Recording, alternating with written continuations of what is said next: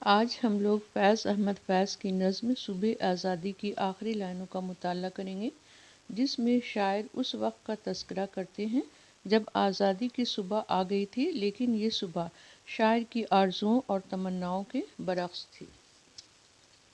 سنا ہے ہو بھی چکا ہے فراق ظلمت و نور، سنا ہے ہو بھی چکا ہے وصال منزل و گام۔ فراق کے معنی جدائی اور وصال کا مطلب ہے ملنا۔ ظلمت کے معنی اندھیرا، نور کے معنی روشنی اور گام یعنی قدم یا فاصلہ۔ شاعر کہتے ہیں کہ میں نے سنا ہے کہ فاصلے مٹ چکے ہیں اور ہماری منزل آ گئی ہے، یعنی آزادی مل گئی ہے۔ بدل چکا ہے بہت اہل درد کا دستور، نشاط وصل ہلال حلال و عذاب ہجر حرام۔ لیکن منزل کو حاصل کرنے کے بعد اہل درد کا دستور کچھ بدل سا گیا ہے۔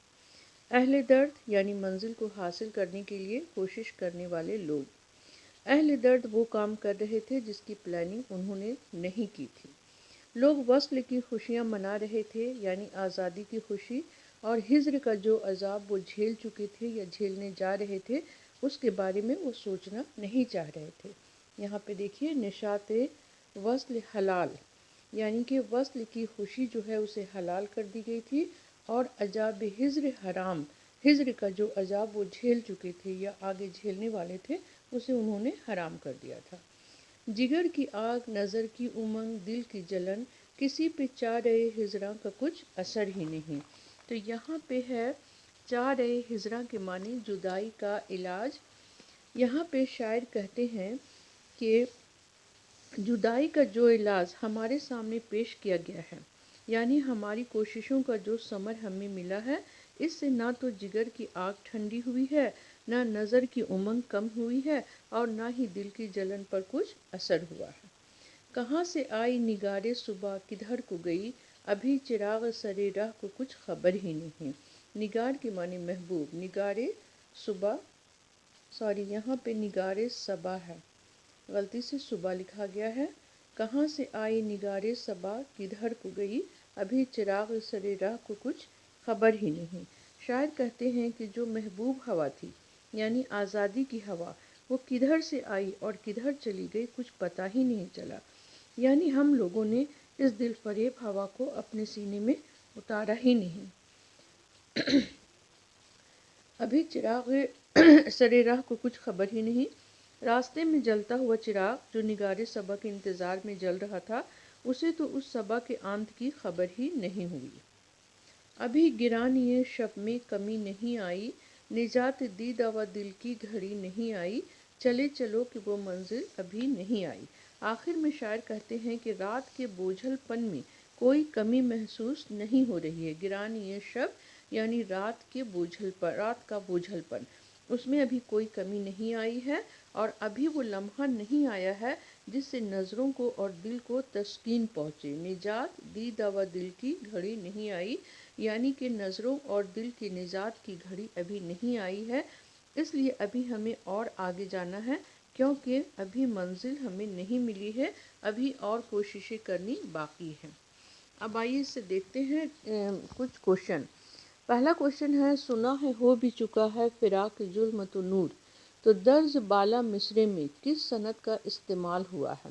یہ جو مصرع ہے سنا ہے ہو بھی چکا ہے فراق ظلمت و نور، اس میں کس صنعت کا استعمال کیا گیا ہے؟ تو اس میں صنعت تضاد کا استعمال کیا گیا ہے۔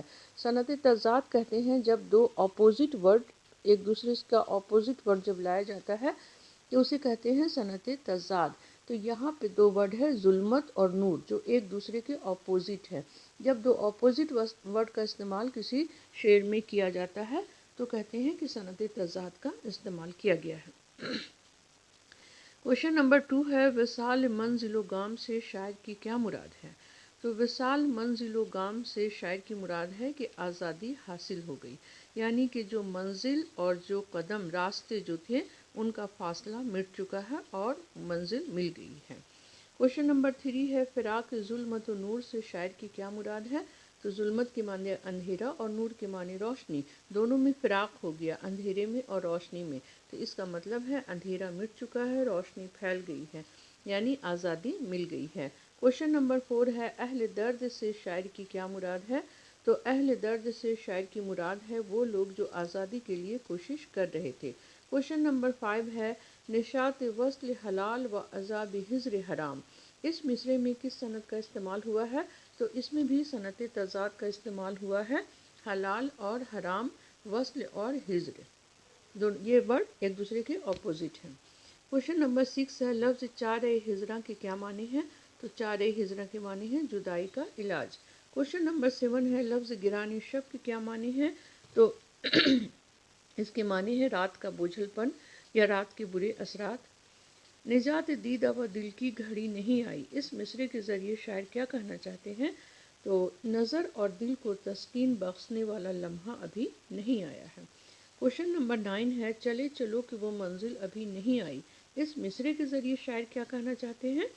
تو سفر کی جانب قدم بڑھاتے رہنا ہے، ابھی اور کوشش کی ضرورت ہے۔ کوشچن نمبر 10 ہے نشاط وصل اور عذاب ہجر کے معنی کیا ہے؟ تو نشاط وصل کے معنی ہے ملاقات کی خوشی اور عذاب ہجر کے معنی ہے جدائی کا غم۔ نگار صبا اور چراغ سر راہ کے کیا معنی ہے؟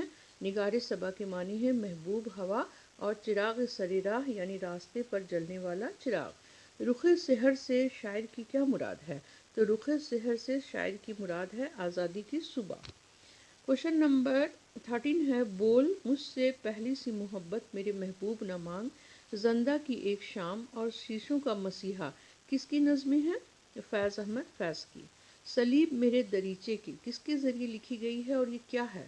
تو سلیب میرے دریچے کی یہ خطوط کا مجموعہ ہے، فیض احمد فیض کے ذریعے لکھی گئی ہے، 1972 میں یہ شائع ہوئی۔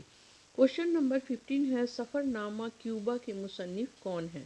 تو اس کے مصنف ہے فیض احمد فیض اور یہ 1974 میں شائع ہوئی۔ میزان کیا ہے اور اس کے مصنف کون ہیں؟